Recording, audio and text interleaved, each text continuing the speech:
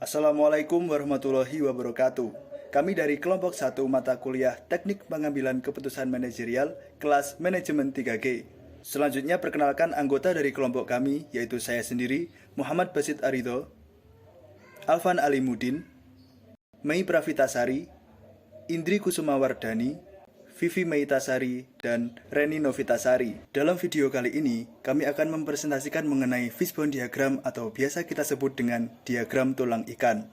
Diagram fishbone itu sendiri pertama kali dikemukakan oleh seseorang bernama Kaoru Ishikawa, makanya diagram ini sering juga disebut dengan diagram Ishikawa. Pemakaian diagram tersebut yang paling umum adalah untuk mencegah efek serta mengembangkan kualitas produk. Diagram fishbone tersebut dapat membantu mengidentifikasi faktor-faktor yang signifikan memberi efek terhadap sebuah event. Seperti namanya, diagram ini berbentuk seperti tulang ikan. Pada bagian kepala ikan, biasanya selalu terletak di bagian sebelah kanan. Di bagian ini ditulis event yang dipengaruhi oleh penyebab-penyebab yang nantinya ditulis di bagian tulang ikan. Event ini sering berupa masalah atau topik yang akan dicari tahu penyebabnya. Kemudian di bagian tulang ikan, pada bagian tulang ikan ditulis kategori-kategori yang bisa berpengaruh terhadap event tersebut. Kategori yang paling umum digunakan adalah place, price, property, promotion, people, and process. Dan pada bagian diagram atau kerangka terakhir adalah validasi penyebab. Tidak semua penyebab yang ada di bagian tulang ikan memiliki kontribusi yang sama terhadap event atau permasalahan. Beberapa penyebab memiliki kontribusi yang sangat besar. Tetapi, ada juga penyebab yang kontribusinya terlalu kecil, bahkan mungkin hampir tidak ada kontribusi sama sekali. Hal yang perlu dilakukan setelah diagram fishbone tersebut selesai dibuat adalah memvalidasi masing-masing penyebab untuk mengetahui seberapa besar sih kontribusi penyebab tersebut. Untuk place, price, property, promotion, people, and process tersebut, dalam hal ini kami mengambil salah satu contoh usaha yang bernama Wahyu Barbershop, yang kemudian akan dijelaskan lebih lanjut oleh rekan-rekan saya. Identifikasi yang selanjutnya adalah proses, yaitu lambat dalam menerima kemajuan. Owner yang kurang mobilitas dalam pergaulan akan menimbulkan sudut pandang yang sempit. Solusi yang bisa diterapkan untuk membantu owner barbershop ini adalah dengan join komunitas. Ada banyak sekali keuntungan yang didapat dalam komunitas, seperti mengasah skill, menambah relasi, dan yang paling penting adalah kemampuan untuk membaca pasar. Usahawan yang pandai membaca pasar akan terus bertahan. Sebaliknya, jika lambat dalam menerima kemajuan, maka akan tergeser oleh permintaan pasar. Bahkan, usaha tersebut akan senyap dan ditinggalkan. Masalah yang selanjutnya adalah berkaitan dengan people. Dalam usaha Wahyu Barbershop ini ada dua masalah yang berkaitan dengan people. Yang pertama adalah kebiasaan buruk overtalking. Sikap ramah dan care kepada pelanggan memang sangat baik, tetapi jika hal tersebut dilakukan dalam waktu yang lama akan memperlambat proses pengerjaan. Hal tersebut tentu harus dihindari untuk meningkatkan konsep efektif dan efisien. Yang kedua adalah single karyawan. Dalam usaha ini, owner Wahyu Barbershop bekerja sendirian tanpa adanya rekan. Setidaknya harus ada satu rekan yang dapat membantu, karena dengan adanya pembagian tugas, proses pengerjaan akan lebih cepat selesai dan pelanggan tidak perlu menunggu lama. Selain itu, dengan adanya rekan akan memberikan aura positif, yaitu dengan berbagi ide meskipun dalam hal-hal yang kecil. Selanjutnya saya akan menjelaskan tentang place dari Wahyu Barbershop. Ada dua faktor permasalahan pada Wahyu Barbershop, yaitu yang pertama adalah Wahyu Barbershop terletak pada lingkungan pedesaan. Bisnis ini tidak cocok pada lingkungan pedesaan yang terlalu pelosok karena pemikiran konsumennya yang masih primitif atau lambat menerima kemajuan. Otomatis usaha ini juga akan lambat untuk berkembang.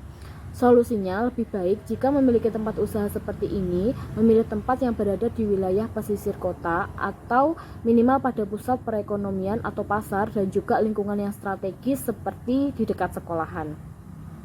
Faktor yang kedua adalah sempit, yaitu dalam artian usaha ini bersinggungan dengan konsumen yang mayoritas ekonominya itu menengah ke atas, jadi pelayanannya pun juga harus bagus. Solusinya tentu saja pelayanannya harus bagus dan tersedia, mulai dari parkir yang luas dan juga tata letak ruang tunggu yang bagus atau nyaman, dan juga tempat praktek yang rapi dan juga bersih. Produk Wahyu Barbershop masih terbilang kuno. Dalam hal ini berarti model atau gaya rambut yang kuno dan tidak di-upgrade dengan model sekarang. Tentu ini akan membuat pelanggan pindah ke barbershop lain yang bisa menangani gaya yang baru dan juga fresh. Dalam masalah ini, owner hendaknya cepat dan tanggap pada permintaan pasar dengan rajin mengikuti workshop serta melihat perkembangan model atau gaya rambut baru pada dunia digital. Kemudian, pada jenis pelayanan yang ditawarkan sangat sedikit. Hanya melayani potong rambut dan semir saja. Dalam mengatasi masalah ini, owner bisnis seharusnya menyediakan juga jenis pelayanan yang lain seperti smoothing, creambath, rebonding, dan juga hair extension. Dengan begitu, akan semakin banyak pelanggan yang membutuhkan pelayanan baru tersebut. Kemudian yang kedua adalah price atau harga. Harga yang terlalu murah. Dalam konsep penentuan harga secara sederhana, idealnya berisi biaya alat, tenaga, dan juga laba.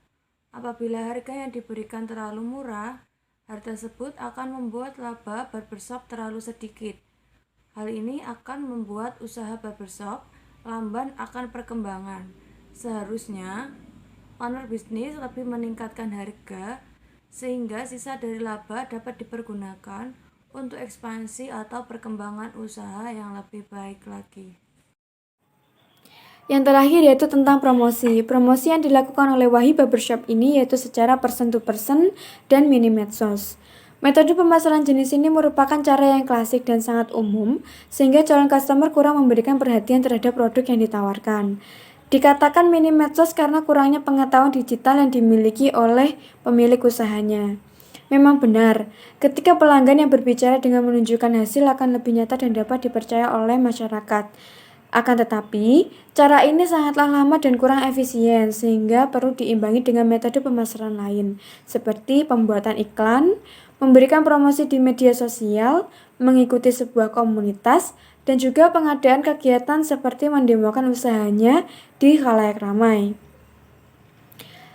Untuk solusinya, usaha yang menarik ini sangat cocok menggunakan sarana promosi digital, karena kebanyakan konsumen mencari atau mendapatkan informasi melalui sosial media. Dengan begitu, sebuah usaha akan lebih mudah dan cepat dikenal oleh masyarakat di semua kalangan. Oleh karenanya, pembuatan akun Instagram dan Facebook sangat berpengaruh untuk melesatnya sebuah usaha.